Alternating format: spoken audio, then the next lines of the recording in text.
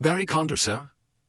That's me, Your Honor. I'm assuming because you guys have the same last name, you know the defendant, Daniel Condor? Yes, unfortunately, that's my son. Okay, all right. It shows here that you're suing him, and you're trying to have him removed from your home. Am I reading this correctly? Yes, that's correct, Your Honor. Okay, have you started the eviction notice process? I have my attorney working on it. I'm not sure where he is in the process. Okay, tell us what's going on here, sir. My son is 45 years old, and to the best of my knowledge, in the last 25 years, he's never held a job for more than a few hours. I'm sorry, did you say a few hours? That would be about the maximum, yes, Your Honor. You mean over the past 25 years, his work history equates to a few hours? If you could call it a history, I guess, yeah. Oh, wow. Please continue, sir. My wife and I have supported him for all these years, physically, emotionally, and most of all, financially, like they should have. Hold on, sir, hold on, I'll get to you in a second. And the burden has become almost unbearable. My wife is ill now. I'm getting up there in years, as she is. The financial responsibility is killing us, and I want him evicted from the house. I want him to have responsibility for his own wife and his own well-being. We're pretty much washed our hands of it. Let me ask you this question, and for the purposes of this court, I'm going to refer to you as Mr. Barry. Is that okay, sir? Perfectly. Mr. Barry, let me ask you this. Is he the only child? Yes, he is. Okay. Favors? All right. Mr. Daniel. Yes, sir. Yeah. Are you okay with me calling you Mr. Daniel? Whatever you want, sir. All right, Mr. Daniel, sir. I show here that you are filing a countersuit against your father for the amount of $50,000. Yes, sir. Emotional distress, clarify what that means, please. Well, first of all, Your Honor, if you adopted a dog, you're stuck with that dog for the rest of its life, right? If he decided to give birth to me, so pretty much, him and my mom are stuck with me for the rest of their life.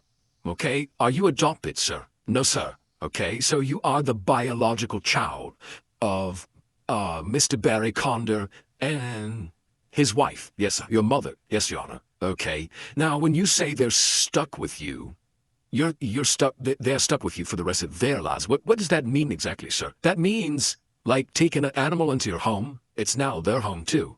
So if they gave birth to me, right? I'm there. I'm in the home. That's my home too. I mean, God forbid, I don't want this to happen, but there again, like he said, up there in age, I'm going to have the place anyway. So why kick me out now? In another 10 or so years, I'm going to be living there myself. Okay. Are you aware of the fact, since we're going to use a pet analogy here, are you aware of the fact that at some point in time, the owner of that pet can get tired of it and throw the pet out at any time that they want? Well, that means they're inhumane, which, if he wants to be inhumane, which he's doing now, that's what he can do. He can do that. Also, they can put the pet to sleep if they can't take care of the pet anymore, if the pet becomes ill or something like that. You're aware of that also. First of all, not ill. Second of all, that would be murder, and then I would get the house anyway, so they know I'm not going to do that route. Okay? You're aware that people bring pets into their lives for joy and in pleasure to improve their self-well-being. Well, I don't have, like, a lot of choices in my life anyway, because back in 2008 or 9, when we had the market crash and all that, I lost my 401k. I lost all my savings. So you did have a job back then. Your Honor, I was VIP pilot for a jet company. Okay, that was big times. Okay, my dad and I used to hang out in his mansion because he's loaded. He's lying to. He was loaded. Okay, I had the money to support me. And when I lost everything, I was really emotionally, like, distressed. So I decided, hey, I want to take a trip to New York City, clear my mind, relax. So I went to Central Park and I was feeding the pigeons. Okay. While I was doing that, I happened to catch what was called like a bird flu, and it really messed me up. And the doctors diagnosed me, and Now I can't get a job because, so what you're saying right now is you have a disability. I have a disability. They posted this all over New York City. Beware of the bird boy. Okay, I know nobody wants me to hire me, so I can't get a job either. I understand that, and I'm sorry that you experienced that. But my question to you is, why are you suing your father for $50,000? Because I don't have any money to my name. He's loaded, right? Him and my mom are loaded. Okay, if they want me out of the house, they're gonna have to help me out a little bit. So I figured I'll leave the house, but you gotta give me at least 50 G's so I can go out and get a place to stay. You're 45 years old. Yes, sir. You said you haven't worked since 2008? No, when I had all those issues, okay, and I can't get a job now. So for the past 16 years, you've been living in their residence, off of their money, off of their welfare, like I should care. And you think that you're entitled to that. I'm definitely entitled to it. How do you figure that? Because they have brought you into the world and it's their responsibility to take care of you. Yeah, like if you are married, it's like till death do you part, right? So you're not married. Well, having a kid, and even if you were married, you still have the right to divorce that person and have that person out of your life. You are an adult. They have no obligation to you. They do, Your Honor. No, they do not. They need to cook for me. They need to buy me a car. You are a grown man. Yes, I know that. That's why they got to spend more on me. And part of being a grown man is be responsible for yourself.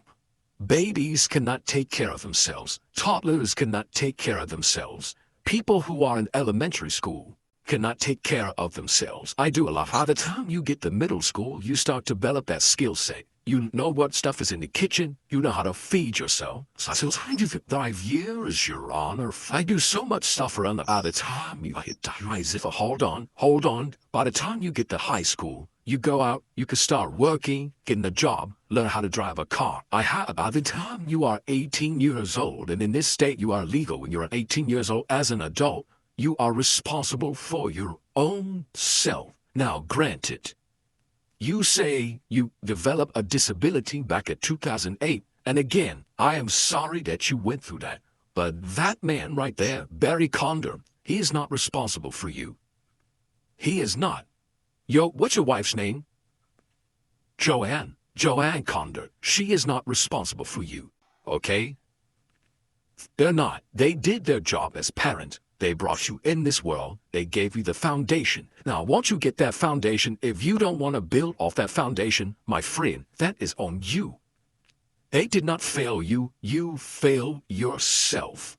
I didn't fail myself, but yes, you did. Because if you were responsible, you would not be in this courtroom asking that man to give you $50,000. And where do you have the audacity to sit there and drag your parents into court and say, give me money? He don't offer you he shouldn't be offering you a damn thing. You know what he deserves to give you? What's that? Your love. That is it.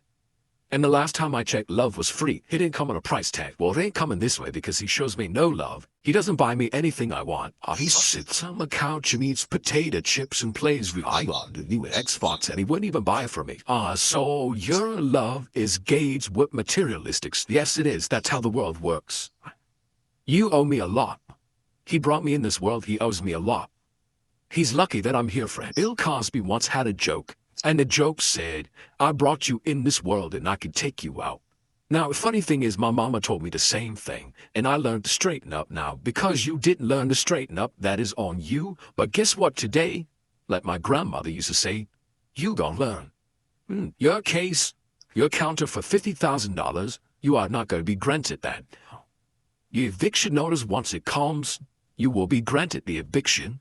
The Mangle Park Police Department will help drag him out of the house along with his stuff. I'm not going nowhere. Yeah, that's right. You know, like when your officers get there, you make sure that you tell them that you're not going anywhere, because we here at Mangle Park, we don't want you to be homeless. We have a place for you to go.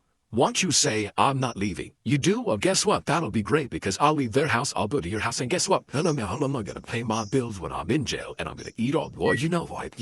We will make sure that you have 3 square meals a day, and that you will have 24-hour housing. I guarantee I'm looking forward to that. I'm not sure about you, Your Honor, but sir, your request has been granted.